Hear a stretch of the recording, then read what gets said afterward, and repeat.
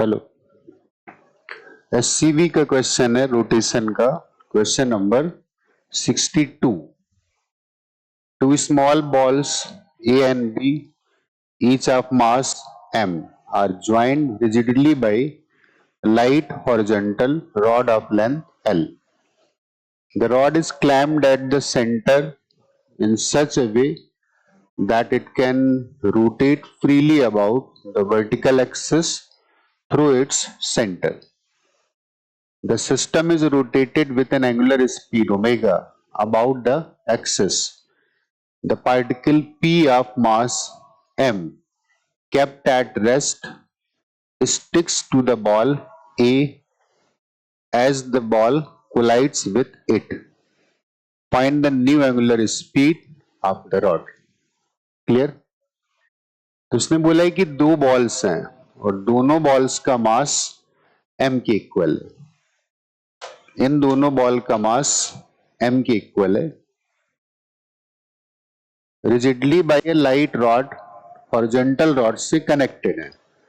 मतलब सिचुएशन ये, एक बॉल इधर है और एक बॉल इधर, दोनों के मासेस m के इक्वल और इसकी लेंथ l के इक्वल आ गई और सिस्टम फ्रीली रोटेट कर रहा है मिड पॉइंट के अबाउट। इस वाले पॉइंट को कुछ मान लेते हैं O और इसके अबाउट ये ओमेगा से रोटेट कर रहा है। तो ये दोनों बॉल्स क्या करेंगे, ए बॉल और बी बॉल ये सर्कल में चलेंगे। ये ऐसे चल के जाएगी और ये ऐसे चल के जाएगी।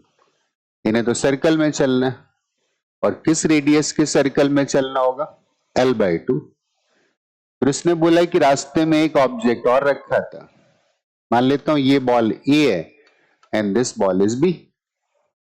फिर इसके बाद ये एक बॉल से कोलाइड करता है, लेकिन उस बॉल का मास भी कितने के इक्वल है, m के इक्वल, और बोलता है स्टिक कर जाता है। तो ये मैंने जो सिचुएशन बना दी ना, इसको बोल देते हैं कि this is just before the collision. Impact के जस्ट पहले ये सिचुएशन है।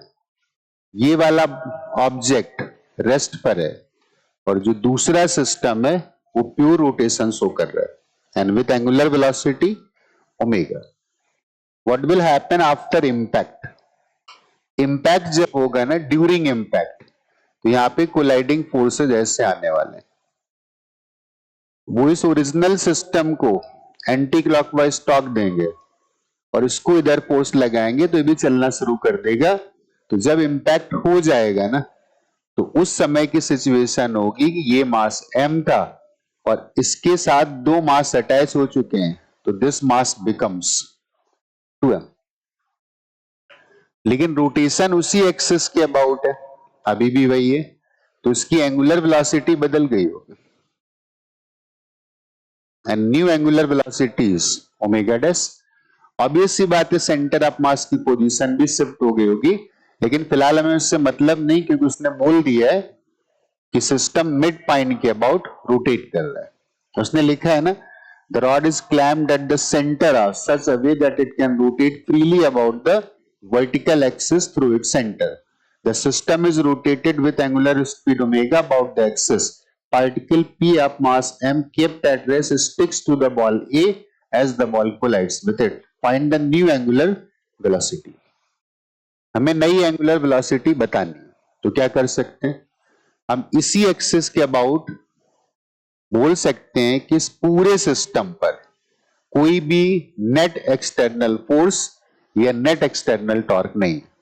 तो इस एक्सिस के about angular momentum of the system will be conserved.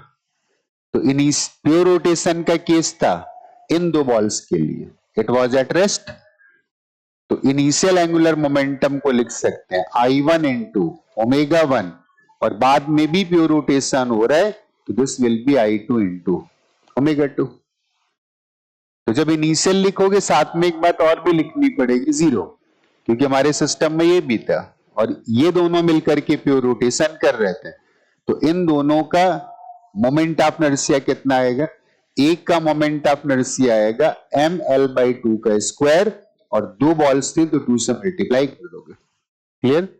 और एंगुलर वेलोसिटी ओमेगा की इक्वल थी, लेकिन जब ये वाला मास इसके साथ ऐड हो गया ना तो मोमेंट ऑफ इनर्शिया चेंज हो गया, राइट?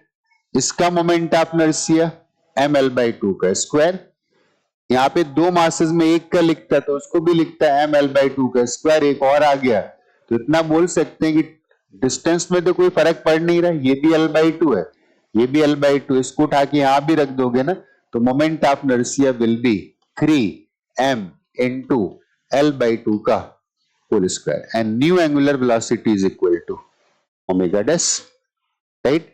l/2 का स्क्वायर कैंसिल होगा, एक मास भी कैंसिल होगा और ओमेगा डैश की वैल्यू आ जाएगी that is 2 omega divided by 3। Impact होने के बाद अब ये सिस्टम, पहले दो बॉल रोटेट कर रहे थे, अब तीनों मासेस रोटेट कर रहे हैं तो new angular velocity will be omega dash equal to 2 omega by 3।